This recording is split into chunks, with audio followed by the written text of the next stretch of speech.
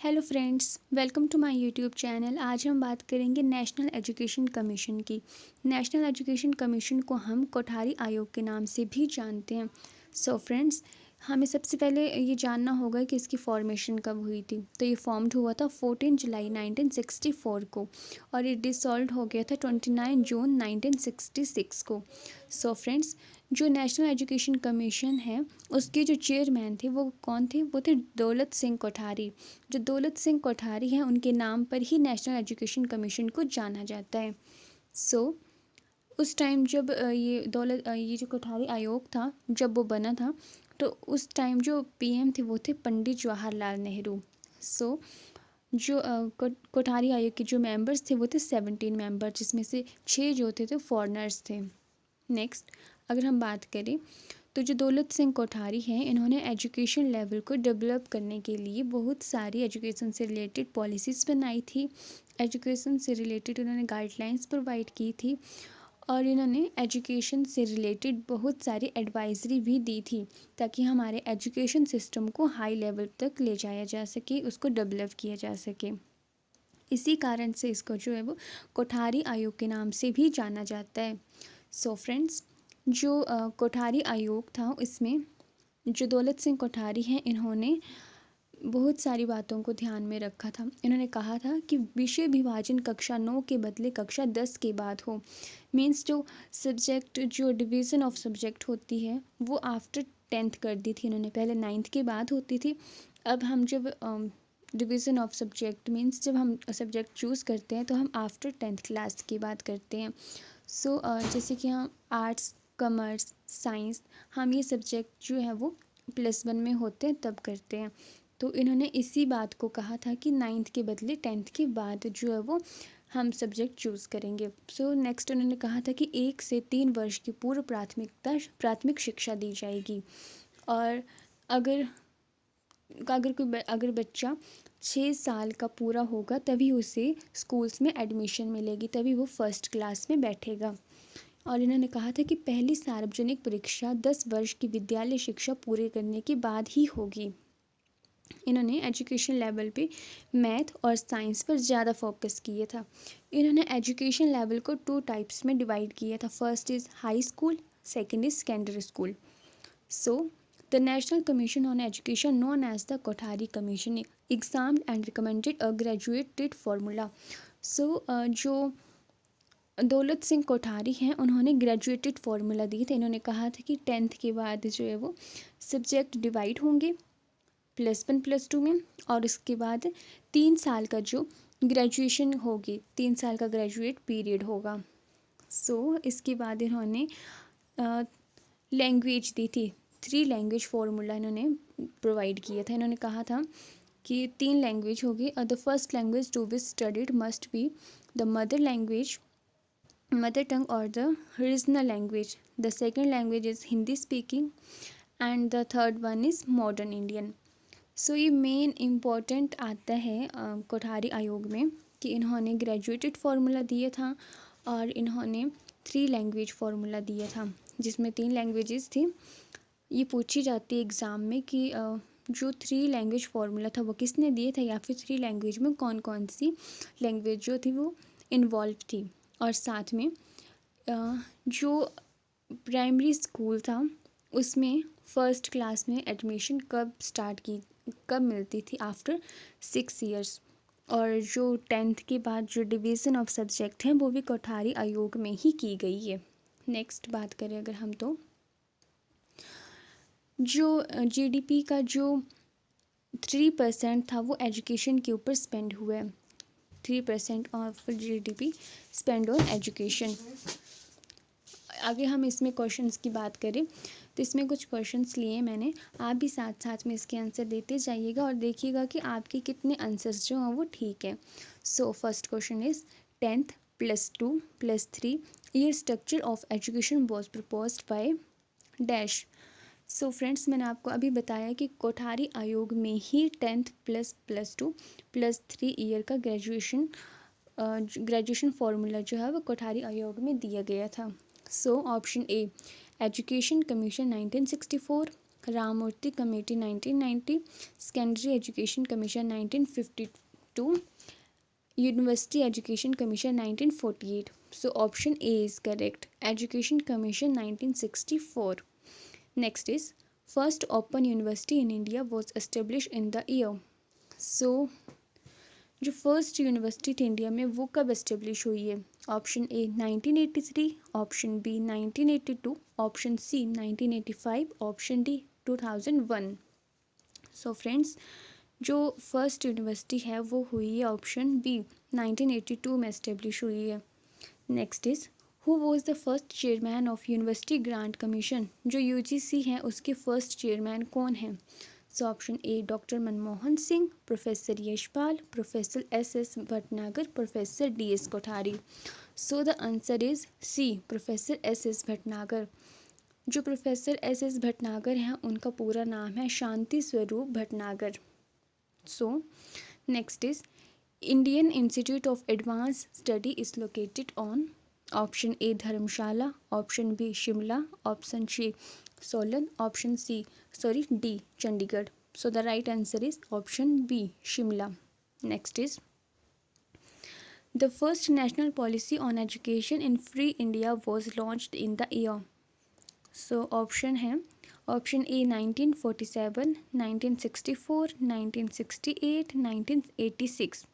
So the right answer is option C 1968.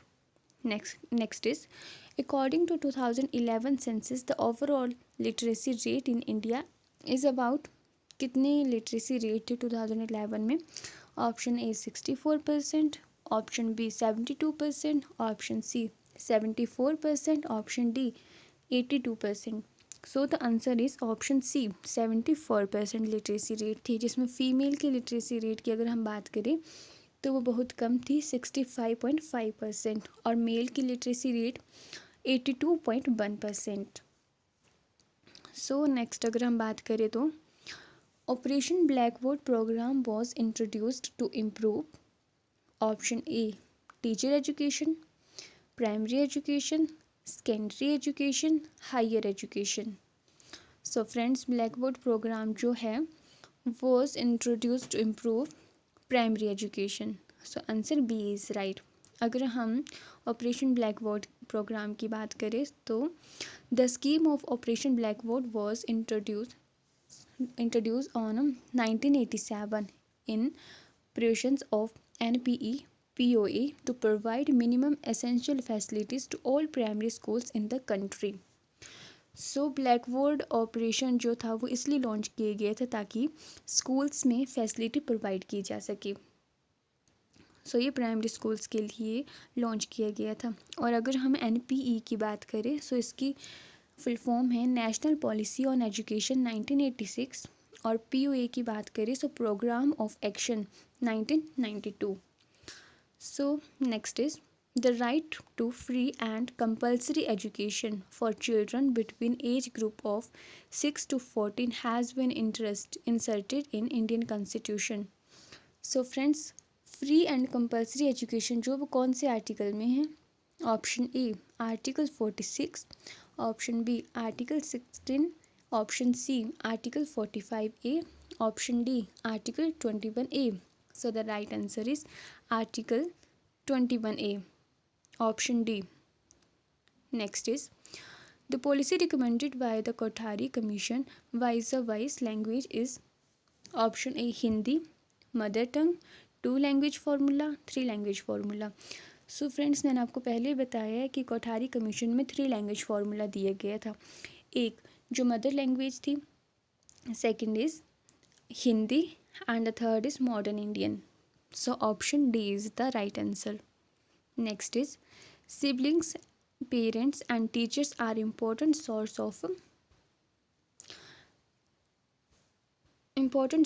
of children.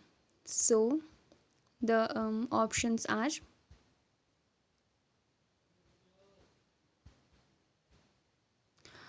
motivation, information, opinion, attitude. So siblings और parents और teachers जो हैं वो बच्चों को मोटिवेट करने के काम आते हैं, मोटिवेशन सोर्स प्रोवाइड करते हैं. So option A is right. Next is the best way to memorize is, याद रखने का बेस्ट तरीका कौन सा है? Option A, study for long time, to understand the concept, to read loudly, to write the concept. So अगर हम किसी भी कंसेप्ट को समझ लेते हैं, टू अंडरस्टैंड कर लेते हैं, तो हमें वो अच्छे से याद रहता है। So option B is the right answer, to understand the concept. Next is, if students are not taking interest in your teaching then you will, अगर बच्चे इंटरेस्ट नहीं ले रहे तो आप क्या करोगे? इग्नोर करोगे, leave the class, ask them to pay attention, या फिर change the teaching method. Of course आप अपनी टीचिंग मेथड को चेंज करोगे। So option D is the correct. Next is, Kothari commission was formed under education minister. जब Kothari commission launch हुआ था, formed हुआ था, तो उस टाइम जो एजुकेशन मिनिस्टर थे वो कौन थे? Option A, Abdul Kalam Azad, B, K L. Shrimali, C, M C. Chagla, D, K C. Pant. So friends, जब कोठारी कमीशन फॉर्म्ड हुआ था उस टाइम जो एजुकेशन मिनिस्टर थे वो थे एम.सी. छांगला। सो नेक्स्ट अगर हम बात करें तो जो कोठारी आयोग था वो चला था 1964 तक से और 1966 तक। उसके बाद इसमें कुछ चेंजेस किए गए थे, इसमें कुछ कमियां पाई गई, क्योंकि इसमें टाइम टाइम पर जो चेंजेस किए जाना ज़रूरी होता है, एजुकेशन हो चाहे कोई भी पॉलिसी हो। सो इसके बाद इन्होंने नई पॉलिसी लॉन्च की थी, वो थी नेशनल एजुकेशन पॉलिसी। वो 1968 में लॉन्च की गई थी, 24 जुलाई 1968 में। अगर उस टाइम हम पीएम की बात करें तो उस टाइम जो प्राइम मिनिस्टर थी वो थी इंदिरा गांधी। सो इसमें इन्होंने यही बात कही थी कि compulsory education for all children up to age of 14। और इसमें social efficiency, national efficiency, socialist society पर ज़्यादा ध्यान दिया गया था। So next is compulsory education for all children up to the age of 14। नेक्स्ट हम बात करें तो शिक्षा के अवसरों की समानता का प्रयास किया था, विज्ञान व तकनीकी शिक्षा पर बल दिया था, नैतिक व सामाजिक मूल्यों के विकास पर इसमें ज़्यादा जोर दिया था। और इसमें एक और मेन बात थी कि द 3 लैंग्वेज फार्मूला, जो कोठारी आयोग में 3 लैंग्वेज फार्मूला दिया गया था दौलत सिंह कोठारी ने, उसमें कुछ इसमें चेंजेस किए थे। तो the 3 language formula should be introduced in which a student at the secondary level should know Hindi, English and the regional language of the state. The language Sanskrit has been included as an optional subject in secondary level. So जो संस्कृत थी वो उन्होंने optional subject में रख दी थी। Next is, इसमें किसी भी कास्ट को, क्रीड को, सेक्स को इसमें एजुकेशन जो है वो कंपेरेबल क्वालिटी प्रदान की गई थी। इसमें कहा था कि किसी भी तरह की इनक्वालिटी नहीं करेंगे, इसमें हम इक्विटी वाइज, मतलब इसमें सभी को इक्वल स्टडी प्रोवाइड की जाएगी। सो लेकिन ये जो 1968 की जो पॉलिसी थी वो सक्सेसफुल नहीं हुई थी, इसके भी कुछ रीज़न्स थे। सो इसके रीज़न्स ये थे कि जो फ़ंड प्रोवाइड किया गया था वो पूरा नहीं हो पाया था, इम्प्लीमेंटेशन इश्यूज़ थे। जब इसे लागू किया गया था इसमें बहुत सारी प्रॉब्लम्स आई थी, इसको अच्छी तरह से इम्प्लीमेंट नहीं किया गया था। सो ये पूरी तरह से सक्सेसफुल नहीं हुआ था। तो इसके बाद इसमें भी चेंज किए गए थे और इसके बाद नई पॉलिसी आई। सो वो थी नेशनल पॉलिसी ऑन एजुकेशन 1986, जिसको हम शॉर्ट में NPE भी कहते हैं। So national policy on education I, उस टाइम इसके चेयरमैन थे वो थे आचार्य राममूर्ति इसके जो चेयरमैन थे। The 1986 policy was issued during tenure of Rajiv Gandhi as prime minister and it was updated in 1992 when P.V. Narasimha Rao was Prime Minister. This policy focused on modernization and role of IT in education. More attention was paid on restructuring the teacher education, early childhood care, women empowerment and adult literacy. So जो 1992 में जो policy आई थी इसमें ज़्यादातर focus जो वो IT education में दिया गया था।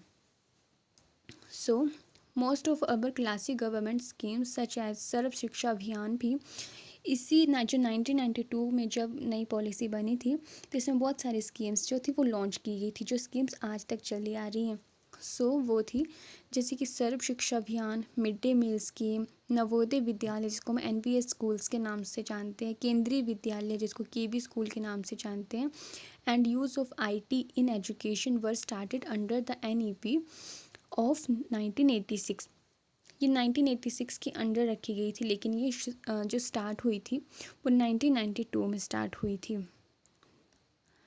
नेक्स्ट अगर हम बात करें जो 1986 में जो इंस्टीट्यूट रिकमेंड किए गए थे वो थे डाइट, जैसे कि DIET, district institute of education and training, UGC university grant commission, NCERT national education research and training, AICTE all India council of technical education.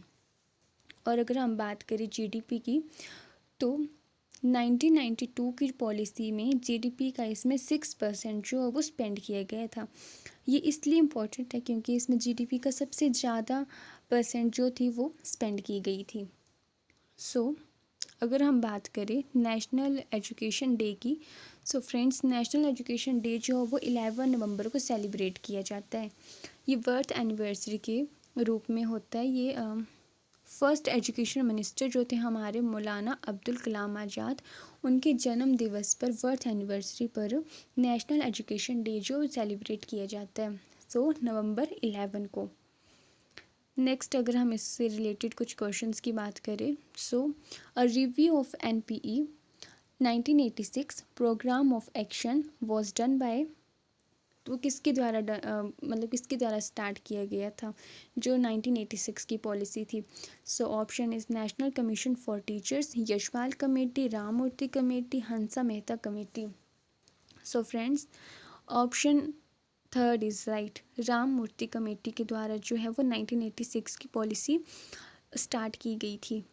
Next is establishment of diet was the result of one of the recommendation of, option Indian education commission 1882, university education commission 1948 to 49, secondary education commission 1952 to 53, national policy on education 1986। The answer is, मैंने आपको पहले बताया कि जो 1986 की जो policies थी उसके रिगार्डिंग इन्होंने बहुत सारे इंस्टीट्यूट को रिकमेंडेड किया था। जो DIET जो district institute of education training थी वो नेशनल पॉलिसी ऑन एजुकेशन 1986 के ऊपर जो वो इसमें स्टार्ट की गई थी।